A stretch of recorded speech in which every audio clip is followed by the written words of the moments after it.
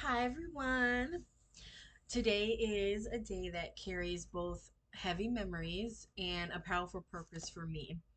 It's the anniversary of the day I lost my daughter, and I want to take this moment to honor her while shining light on the struggles that so many moms face, whether it's through loss, abuse, miscarriage.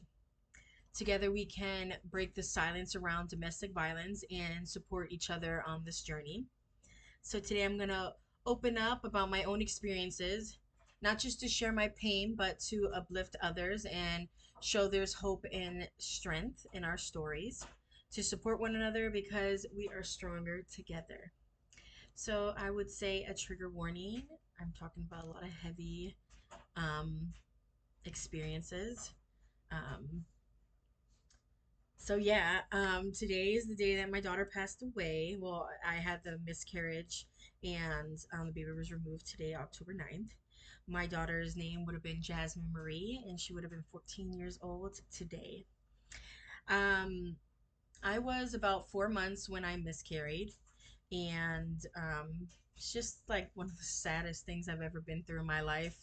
Um, I love my son with my whole heart, and if anyone even thinks about hurting a hair on his head, I'm crazy. I'm like, I love him so much. So just to think I would have had a little girl breaks my heart so much. I don't think it's kind of anything someone could ever get over. I just think for me, I find like hope and happiness through knowing she's like my little guardian angel. I think that for myself, knowing that all this abuse happened, um, it's still heavy for me, but I do feel like I'm able to share my stories with a lot of people, and I've had a lot of moments where I've talked to other moms in person, um, and they've heard my story, I've heard theirs, and we have felt together and not alone. And this can be a very lonely feeling, so I felt like why not make a video for the world, um, so I can reach a larger audience, just bring awareness because I feel like domestic violence, when you think of domestic violence, or at least for myself, when I first thought of domestic violence, it was like a man hitting a woman. And I realized that's the umbrella of so many things that fall underneath it, where it could be sexual abuse, putting someone down verbally, physically hurting them, raping them, and then abuse during pregnancy where the woman can miscarriage, whether from stress, physical abuse.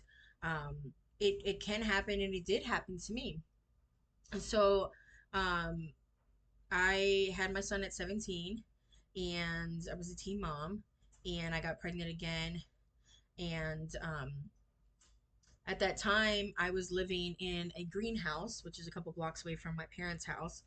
And I already was getting abused from my son's father at that time, but before I got pregnant, we were doing much better. So I thought we were better, so I decided to stay with him again.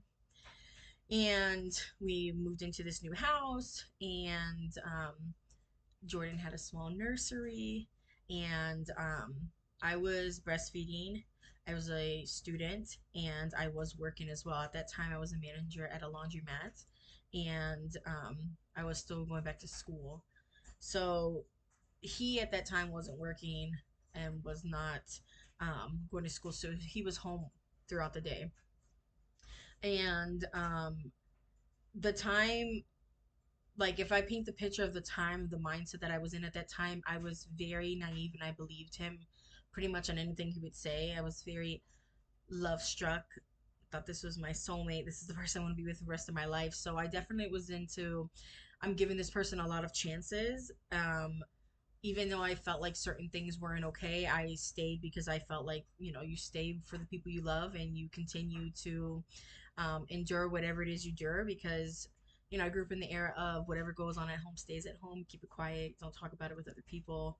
Um, so if there was abuse in the home, like that was our personal business. It was going on at home, and I'm gonna stick beside him, type shit. And that was definitely the vibe because I was like, well, this is my man, it's the father of my kid. I'm not gonna not have the father of my kid be in my kid's life.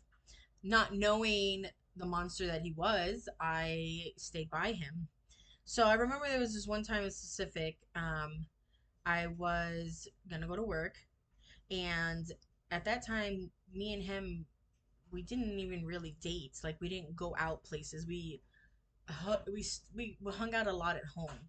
He was like, "Oh, let's hang out and watch a movie and have like a family day. Like, don't go to work." And at that time, I was like, "What?" Like, he never asked to do special things like this. So I was like, "Well, to me, that was special. Like having that family time has always been very fulfilling for me, and it makes me feel really happy when I can have that one-on-one time with someone I care about." And we were doing pretty bad at that time, so I felt like it was like a big thing. So I stayed home. I ended up calling out of work, and I just started noticing a pattern of anytime I needed to leave the house, he started telling me like reasons I shouldn't leave the house. So it was like one time I needed to go get something. He's like, "No, just use a delivery app and order it." It was multiple things, and going to school, and he's like, "You're fine. You can do it online." And there's so many things that I think back now. I'm like, damn, like there were so many red flags that I didn't even miss because that's how you know I guess you could say the word is brainwashed, that I was really brainwashed by him, that I'm like, well, he's the man of my house, he's leading my household, he knows what's best. And growing up in a very strong Greek household, the man says the law of the house and you have to listen. That was the culture I was raised in, so that's what I assumed, and I continued with that in my own house with him. And he was very, strong-willed, demanding, and a typical Aries man, where it's like, he's gonna say what he wants and you gotta listen. And I listened, so I stayed home with him, with our son, continue to breastfeed my son, stayed home. We just had that family time. I think it was into like 3 days in, because it was about a week's period of abuse. 3 days in is when the physical abuse started. It was a lot of verbal abuse before that, but sadly that was like a normal thing. We would bicker a lot and we would argue, and a lot of mean things were said to me from him. On the third day is when I started getting hit, and nothing out of the ordinary, which was like a slap or like a push or a shove. So that was like normal to me, so I didn't think nothing of it. I just remember it was on that night is when he would not go to sleep. He was up all night and just walking around the house, and I went to sleep. And I woke up because I heard my son crying. And, naturally I got up to go to the nursery to go grab him because I'm like, maybe he's up to, breastfeed. And he would not let me out of our bedroom door. He stood in the doorway and blocked me to go to get my son. And I'm like getting like yelling, like, get the fuck out of my way. I need to go get my son to feed him. He's like, no, no, it's fine. And he kept insisting that I need to start raising him to be a man, that he needs to stop depending on mommy so much. And I didn't like, I don't, this is my first time raising a son, so I'm like all new about raising a boy, and he's a man, so I'm like, I don't know. I started thinking like, is that the case? But then like that mommy intuition in my head was like, no, my breasts are leaking. I know my son needs to feed. This is his time to drink. Like I know I need to go breastfeed my kid. So I'm like, whatever he's saying is all shit for the birds. Like I'm get out of my way and go get my kid. And he wouldn't let me. He started getting physical with me, pushing me, yelling at me like, um, I'm too. I don't remember the word he used, but it was pretty much like I'm too like you want to go get your kid so much and always hold him, like I'm babying him too much. And I'm like, well, he is a fucking baby, so I'm like, hello, get out of my way. And um I finally got to my son, and he seemed very afraid, he seemed very nervous, he seemed very like something was wrong. So I remember holding him and just let him sleep with me for the rest of the night. He fed and then went to sleep, and I didn't want to leave him out of my sight. The next day, the argument of like what was that last night was, I'm a very strong-willed, loud-mouthed person. So if something's on my mind, you're definitely gonna hear about it. So the minute we woke up, I was like, "What the fuck was last night?" That's unacceptable. Like, if you want to do teachings of like teaching our son not to be a mama's boy and to be like more manly, then you could do this shit during the day, not in the nighttime when he's like a baby waking up to feed. He was still young. So I'm like, I don't know. I didn't agree with that, and I'll never agree with that. And the way he handled it as well was like something wasn't right. Then again that day he started getting physical. I would say that day, um, the next 3 days was a lot of physical abuse. And I'm talking about punching in my face, kicking my belly. At one point, he had threw me against the wall. I had landed into the stroller of my son's stroller. Um, Slapping, like blood. And at that time, he had taken our phones and put them in the toilet because he said the government was listening. And I didn't have a cell phone to call. And our house was like a very old style built house where the door was like legit one of those locks that like has those keys that you see in like the scary movies that you have to unlock the doors from the inside in order to get out. Um, and of course, he had the key. So it wasn't like I could just walk out the door to leave. I couldn't call anybody either. So I kind of just was waiting it out for an opportunity when I can like escape. And at that time, I had no contact with no family members. I didn't have a computer or anything like that, and my cell phone was the only thing I had. So I really was trapped inside the house. I really was scared for my life. And, at some point when I realized, like, this is the turn it's going for, because again, I was under the assumption that we were having family time. That's why he wanted, like, me to stay with him in the house all day and not go anywhere. Um, it turned into, like, a torture chamber. Every single day was something. It was so bad. And my son was so little, being there and present for all of this, all the yelling, all the arguing, and the physical abuse. A lot of the times I would try to just put Jordan in his nursery room and then come back out and talk to him. And I tried to do so many things to calm him down too. I'm like, let me make you something to eat. um Let me give you some sex. Like, I'm a Scorpio and he's an Aries, and that physical connection on a normal basis was very strong. So I was like, maybe that could calm down, put him to nap. And it got to a point where if he was going to be away from me for a minute, he would always find a reason to talk to me, to bring me in the room he is, to keep an eye on what I was doing, because he would say I'm very clever and very like nosy. So he was like, I need to watch you. And just very, very, very controlling. I remember the one night that I officially tried to leave, he went to do something in the bathroom, and I grabbed my son, put him in his car seat. I opened the window and I put the car seat outside the window. I had to break the screen, and I had broken the screen the night before and he didn't know that. And then the next day I put the car seat out the window and I was trying to get out. Now, I am not a climber whatsoever. I am not. Um, and me being pregnant with a belly, I was trying my best to get out, but he ended up seeing me and pulled me in. At that time, the bottom glass was up because I pushed the window up. But when he was pulling me in, I guess there was some sort of glass or something. Something had like was actually scraping my belly as being pulled into the window, and I remember having cuts on my belly from that whole instance. And he ran outside to go get Jordan and bring him back inside. And he left Jordan in his room and shut the door. And I remember getting the worst ass kicking of my life. I was kicked in the belly, thrown into the stroller, like I said, punched, yelled, everything. It was horrible.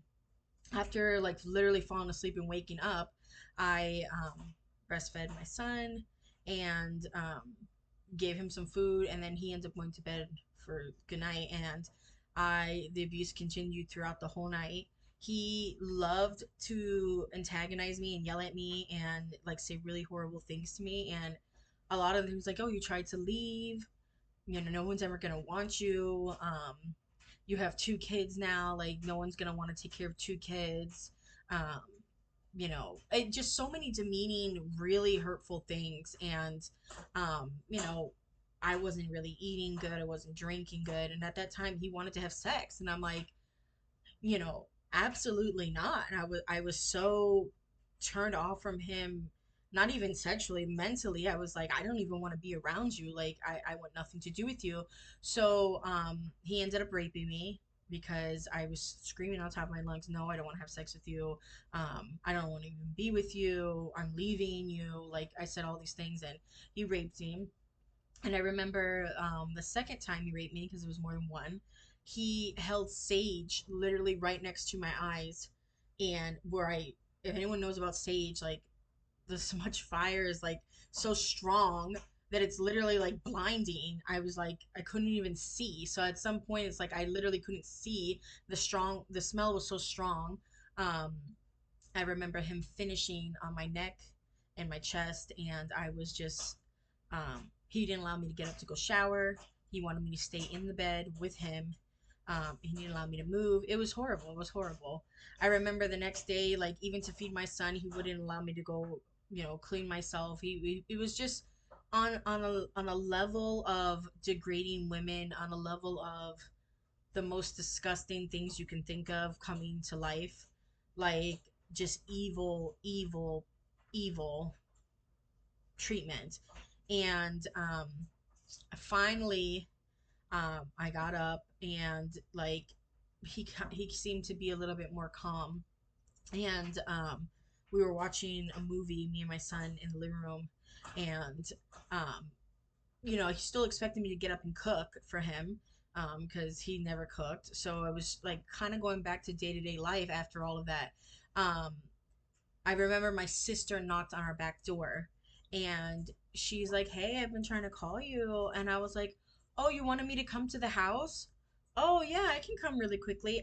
In that second, had my son in my hand and was walking out the door, and he came in from the bathroom and he's like looking at me like, "Where are you going?" Like he was so pissed, and he doesn't care about people see. That's the other thing. He's never been shy when people are around to hit me. So I very quickly on my feet, "Oh, my sister wants me to come over to the house really quickly. She's gonna give us some food they made extra. I'll come right back. I'll be right back. Like, give me like 10 minutes." Because at the time we lived 2 blocks away, so it was literally the walk was not even a 10-minute walk. So I could get there, grab the food, and come back. And I feel like in that moment he believed me because it wasn't like something crazy for me to go to my parents' house for a quick minute and come right back because I've done that before. And my sister was like looking confused, and I'm just like, "Go, go." And I was trying to tell her in Greek, like, walk up, like, just keep going. And as we were walking, I'm like, "You literally just saved my life because he has been abusing me every single day." And I remember her looking at me like, "Why do you look like that? Like, what's these scrapes in your belly? And like, you look crazy." And I'm like, "I just went through hell. Like, let's hurry up and get to mom's house." And so we got there. I was able to take a full blown shower. I was able to, bathe Jordan, and we ate good. And um, at that time, I was so afraid, so much in survival mode, panic mode. I didn't even know what was going on type mode. Um, I did not call the police at that time. I ended up taking a big separation from him, and I moved in with my grandmother. And in my mind, that's how I handled things because didn't even know at that time that I was going to be miscarrying. I thought, I was still pregnant because I didn't feel sick. I wasn't like throwing up. I didn't have like bleeding. So I was like, the baby's good. So I lived with my grandma, and I remember going for a routine checkup. This is like a good couple weeks after. A routine checkup was going with the time a friend of mine took me to go, and I'm happy, excited, gonna hear the baby's heartbeat that day. And I had the ultrasound tech come in, and she was um, looking for the heartbeat and searching for it. And he's like, "Oh, I guess the machine's not working good today. Hold on, let me check." I remember her leaving out of the room, and I don't know what she was doing. She came back, she tried again, and she's like, "I'm sorry, but I'm not able to find a heartbeat." And I'm like, "What the fuck does that mean?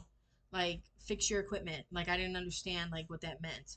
And then she's like, "No, we're not getting a heartbeat because the baby is not, like, the heart's not beating." And it finally like sunk in. I'm like, "Oh my gosh, oh my gosh!" Like, a mother's worst nightmare to hear those words when you're going for a happy ultrasound, visit. I'm like, "What?" And then I instantly thought about that day, that week of period of time, and I was like, it had to have been then because, the abuse was the strongest I've ever endured from him, and it was through one, period of time. And then I started feeling so stupid, like I didn't call the police, I didn't do anything about it. Um, it's just I was getting abused so much already from him.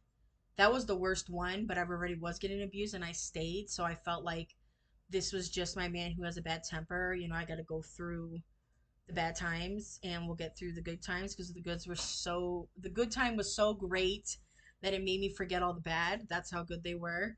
And he was so specific down to the detail of everything that I liked he would do. So it was something that I couldn't even think of at that time to call. Like that would be like a sin to call against your husband. Like that was wrong of you as a wife to do that. I mean, I also, I'm sure I grew up in, I told you, like, the mindset of whatever goes on home stays at home. But at the same time, I saw a lot of things of my parents, other people's parents, go through things at home and not speak about it. So I just followed suit with my own relationship, thinking that was normal. Now, that's just to make you understand the mentality I had at that time. So they told me that I'm going to go to another hospital and they will schedule the removal of the baby. And I remember going in there. My mom took me, and I remember giving some medicine to go to sleep. And as they were rolling me in, a lady took my hand. She's like, "I'm so sorry about this, sweetheart." And I remember going in this room, it was like an operating room, going to sleep and waking up, and the baby was out of me, and was just so sad and so depressed.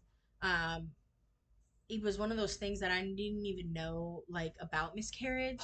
I really didn't understand it. Like I learned so much more about it at that time. And I attended an event where they let go of butterflies in honor of the baby that you lost.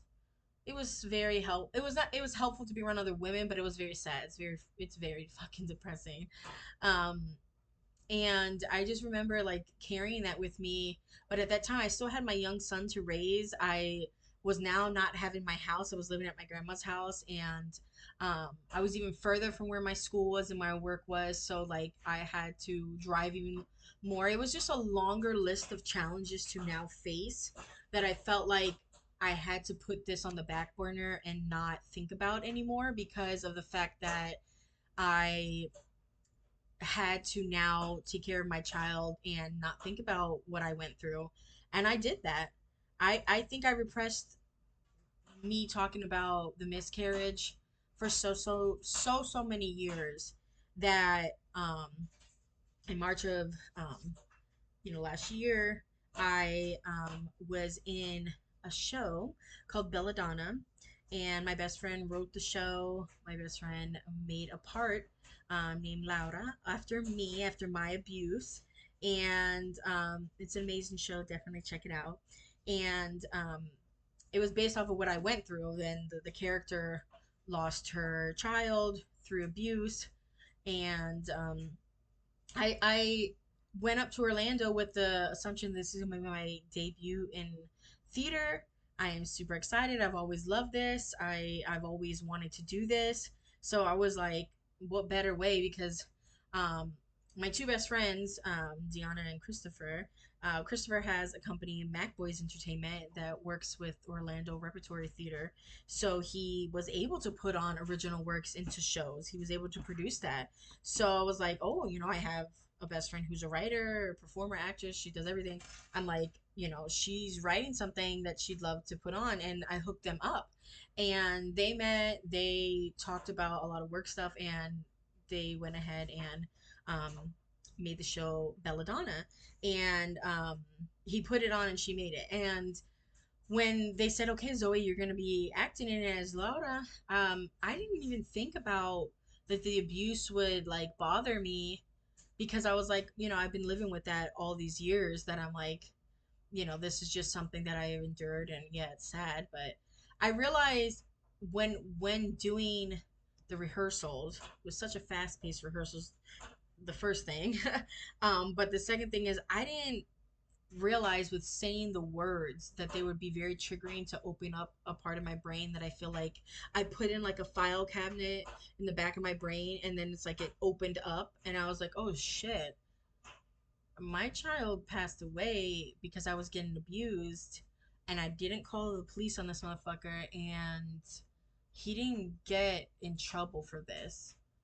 Like, then of course I was self-blaming. I was so mad at myself. I felt so down, so hurt, so angry, so embarrassed, so shamed, all these negative thoughts.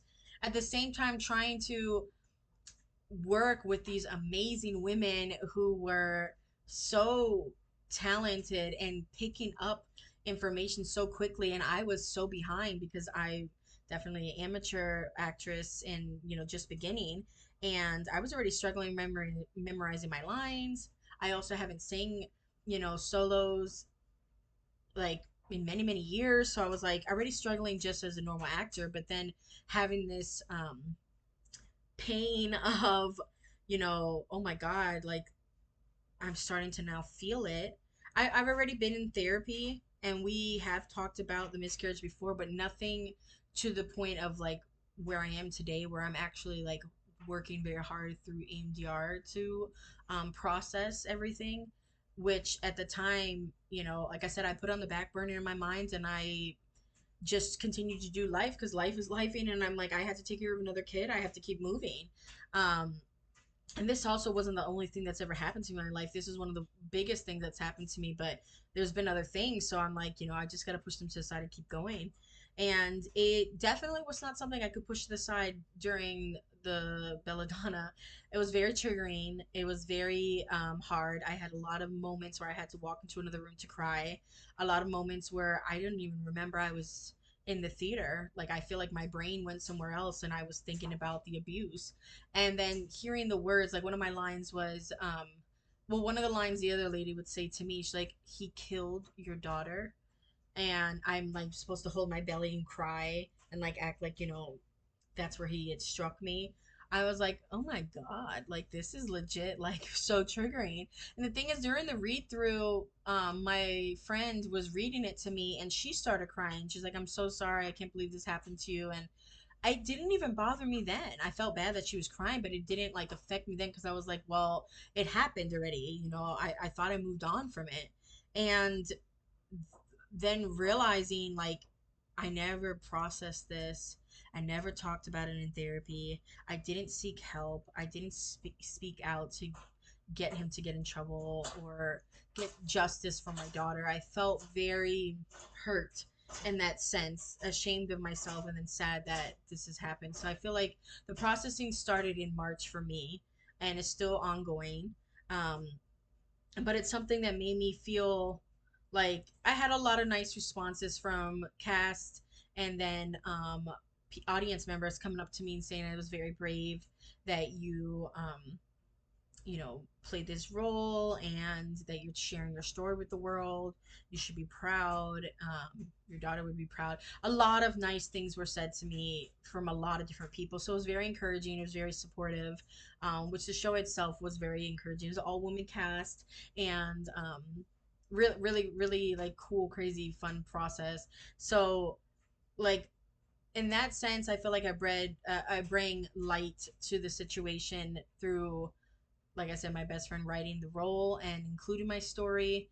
But I was also able to address the girls and tell them, what's going on. We held a survivors night. We didn't have a big like showing for the survivors night, but it was still cool to be able to talk to another survivor and hear her story, let her hear mine.